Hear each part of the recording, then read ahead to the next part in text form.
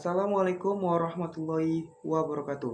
Salam solusi, solusi untuk berdiskusi. Nama saya Dava Ananda Lubis, NIM 0601232046. Saya dari jurusan Ilmu Perpustakaan semester 2. Di video ini saya akan membahas tentang demokrasi. Demokrasi adalah sistem pemerintah di mana kekuasaan berada di tangan rakyat.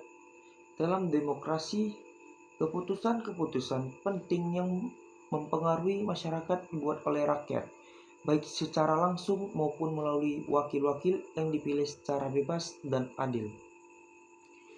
Istilah demokrasi berasal dari bahasa Yunani, yaitu demos atau rakyat, dan kratos yaitu kekuatan atau kekuasaan, yang berarti kekuasaan rakyat. Prinsip-prinsip demokrasi yang pertama, kedaulatan rakyat. Kekuasaan tertinggi berada di tangan rakyat yang memiliki hak untuk memilih dan mengontrol pemerintah. Kedua, pemilihan umum yang bebas dan adil. Pemilihan harus dilakukan secara berkala, bebas dari intimidasi, dan memberikan kesempatan yang sama kepada semua calon. Ketiga, partisipasi aktif.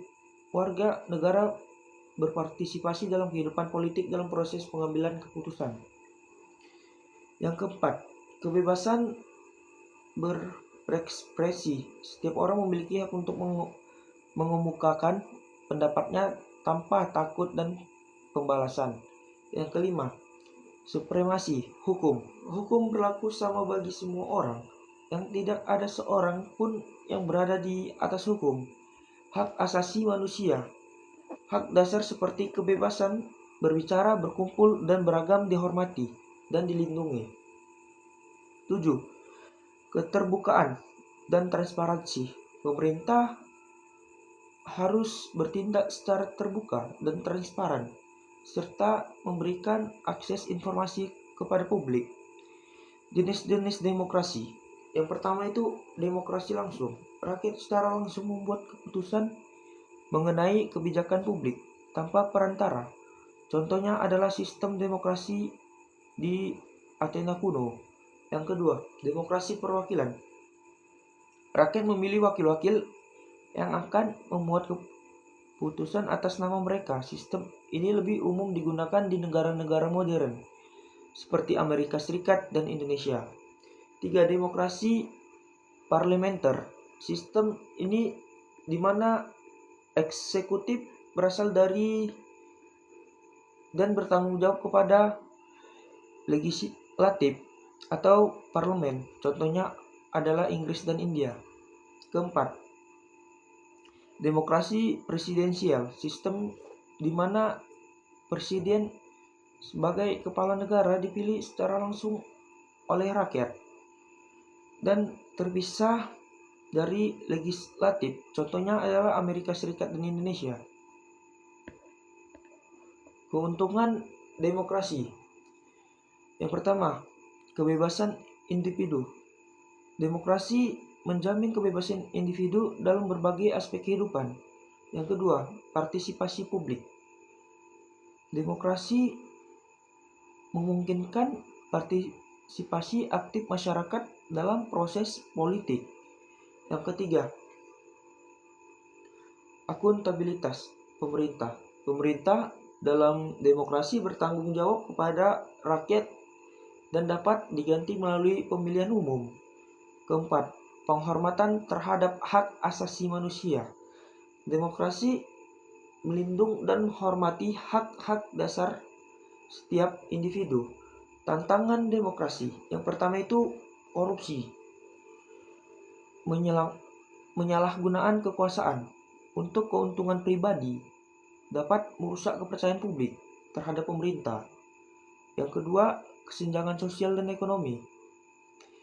Ketidaksetaraan dapat mengganggu stabilitas demokrasi dan mengurangi partisipasi politik. Ketiga, polarisasi politik. Perpecahan dan konflik antar kelompok politik dapat menghambat proses pengambilan keputusan. Yang keempat, kurangnya pendidikan politik. Rendahnya pemahaman politik di kalangan masyarakat dapat mengakibatkan pemilihan yang tidak berdasarkan informasi yang memadai. Yang kelima, ancaman terhadap kebebasan. Kekuasaan yang berlebih atau penyalahgunaan wewenang oleh pemerintah dapat mengancam kebebasan individu dan kelompok.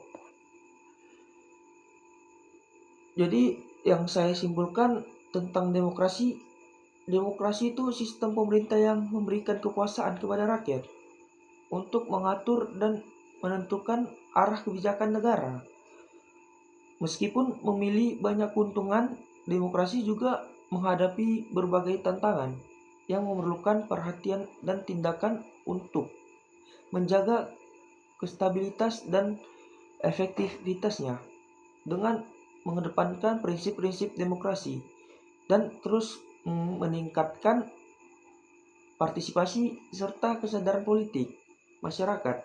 Demokrasi dapat menjadi fondasi yang kuat bagi pembangunan dan kesejahteraan suatu negara. Sekianlah hasil video saya. Bila ada kekurangan atau kesalahan mohon dimaafkan. Wabillahi taufiq wal hidayah. Wassalamualaikum warahmatullahi wabarakatuh.